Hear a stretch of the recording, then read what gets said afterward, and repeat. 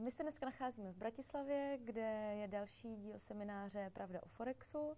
Já tady mám dneska sebou paní Šmehlovou, která je ředitelkou organizace EFETA.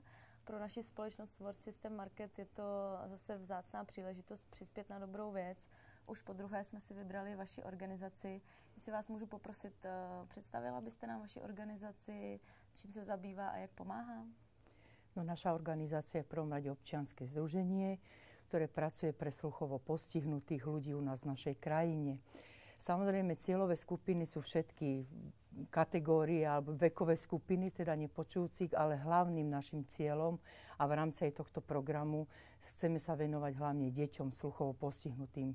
Aby rodiny, ktorým sa narodia takéto detičky a majú sluchové postihnutie, sú v našej legislatíve riešené systémom internátneho vzdelávania detí a naša organizácia sa snaží, aby tieto detičky mohli zostať vo svojich rodinách, u svojich rodičov, aby mohli sa vzdelávať integrovane, aby skrátka žili taký svoj normálny, prirodzený život. My už jsme vlastně přispěli i na prvním semináři a dneska po druhé můžete nám prozradit, kam konkrétně nebo na co budou použity ty finanční prostředky? No tento finančný dar, ktorý sme obdržali, samozrejme pre nás veľmi dobrý a za to veľmi, veľmi pekne ďakujeme a používame ho práve na túto cieľovú skupinu, tieto deti a ich integrácia v rodinách a v našej spoločnosti a na ich, samozrejme, ich prirodzenom vzdelávaní v tom kolektíve všetkých ostatných detí.